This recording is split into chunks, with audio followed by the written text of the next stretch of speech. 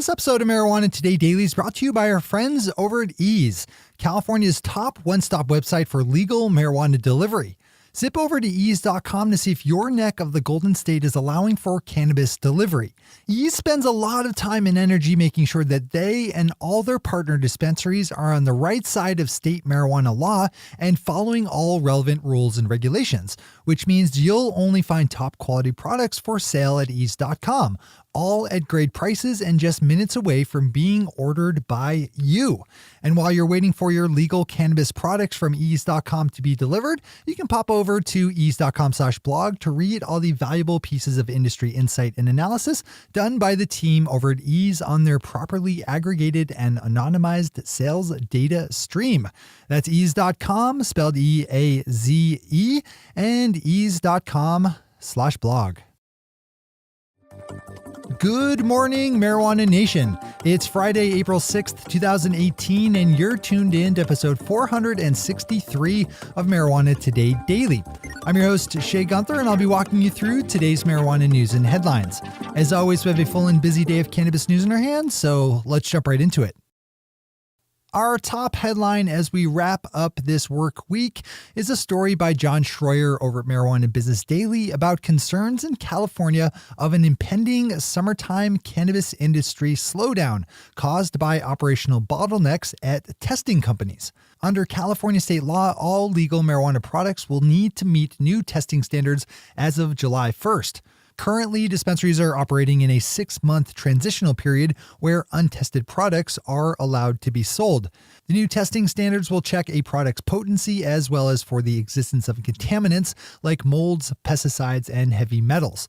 John's reporting that as of March 27th, there were just 26 licensed labs in the state, with one quoted testing company executive estimating that they would need at least double that amount at a minimum to handle business without causing backups for processors and dispensers. We'll certainly keep watching this one as it develops.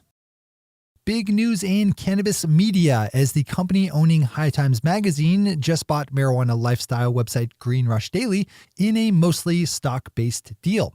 Green Rush Daily founder Scott McGovern will get just over 575,000 shares worth $6.4 million of High Times holding company, the THC Group, as well as $500,000 in cash in exchange for his website. Green Rush Daily says their website sees around 4 million unique visitors per month who collectively pull down 9.5 million page views. Congrats to Scott McGovern and his team over at Green Rush Daily. Today's final top story is news out of Ohio that the state's full list of licensed medical marijuana companies are not likely to all be up and running by September 8th, the deadline imposed under the state law setting up a medical marijuana program. Yesterday, Ohio Department of Commerce Director Jacqueline Williams said that while the industry will be functional by then, it's not realistic to expect that every single industry player will be as well. 24 provisional cultivation licenses were awarded in Ohio last year, but none of those licensees has yet to put seed to soil. Testing labs, dispensaries, and processing facilities will get their own class of licenses in May and June. Not a bad story to click over to for the full read. As always, we have all the news we cover linked to on our website at mjtodaydaily.com and on our Twitter account at mjtodaydaily. Those are our top stories for today. It's time for Marijuana Today Daily Headlines Blitz. Before we blitz it in headlines, let's quickly thank our sponsor, Ease, California's top one-stop website for legal marijuana delivery. Ease has the entire state of California's various rules and regulations for legal cannabis delivery baked right into their system, so you'll know right away if there are legal delivery options where you live. And should you be so lucky to live in one of Ease's active areas, you're just minutes away from placing your first order for delivery. Stay on the right side of state cannabis law with ease.com and benefit from the boosted quality control that comes with strict compliance. That's ease.com, spelled E-A-Z-E, and ease.com/blog to find all the valuable industry insight and analysis Ease developed using their properly aggregated and anonymized sales data stream. If you could benefit from having a better understanding of how modern consumers are using cannabis, then that one is a no-brainer. That's ease.com and ease.com/blog. All right, time for the blitz. Rhode Island Governor Gina Raimondo said yesterday that she's not interested in accepting the $5 million offered up by one of the state's licensed medical marijuana dispensaries last week if only the state would pull back from announced plans to increase the number of medical marijuana licensed holders from 3 to 15. Bruce Barcott over at Leafly picked up on a decision by a U.S. appeals court that found that the Rohrabacher-Blumenauer Amendment, which protects state legal marijuana from federal persecution, does not apply in cases that took place on federal lands. The Ninth U.S. Circuit Court of Appeals ruled yesterday in a case involving two men growing cannabis on federal lands in California. The two men were on the positive side of a 2016 ruling by the court that found them to be protected under the amendment, but that was overturned yesterday. As Bruce has it, the precedence set by this case is relatively limited, though it always remains good advice to be cautious about anything having to do with cannabis while on federal lands. Another good one to read in full. Swinging up to Oregon for a headline, we have a bureaucratic battle brewing between county law enforcement officials and the Oregon Health Authority over the listing of medical marijuana grow sites. The sheriff and district attorney of Deschutes County wants the OHA to hand over a list of every medical marijuana cultivator in their county, but have been told that their request is too broad.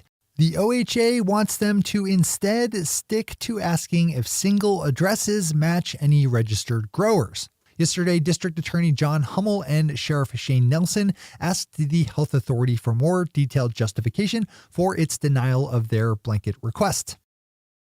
The U.S. territory of Guam is having some issues getting their nascent medical marijuana industry off the ground, with no one stepping up to apply to open up an official testing lab. Guam passed legislation a couple months ago setting up a medical marijuana system that requires tested products to be sold in dispensaries. The lack of interest is likely the result of the limited market to be built under the new law, as well as the high cost of startup, which is estimated to be around the $1 million mark. Yesterday in Louisiana, state lawmakers voted in committee to approve a measure that would add PTSD, glaucoma, and chronic pain to the list of medical marijuana qualifying conditions. House Bill 579 cleared the House Health and Welfare Committee by a vote of 8-4 and now heads to the full House for consideration. The Fresh Toast has a piece up about boutique hotel chain The Standard and its plans to add CBD products to in-room minibars, making it the first hotel chain to roll out any kind of cannabis product throughout its entire operation.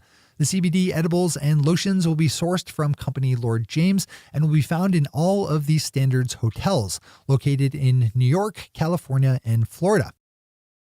And finally for today, Shirlane McCray, wife of New York City Mayor Bill de Blasio, expressed some fondness for cannabis during her younger days while giving a radio interview with her husband earlier this week.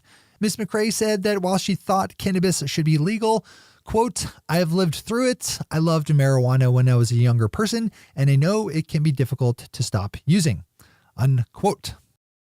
Those are the headlines and news for the day. I'll be back with you again tomorrow morning with another information-packed episode of Marijuana Today Daily.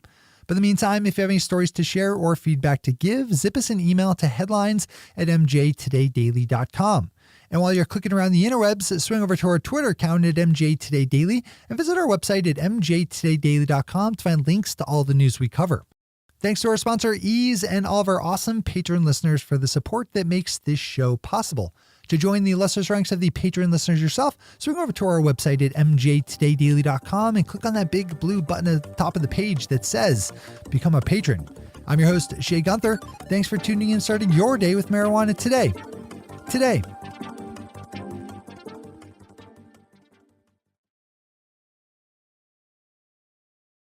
One take, Shay. One take.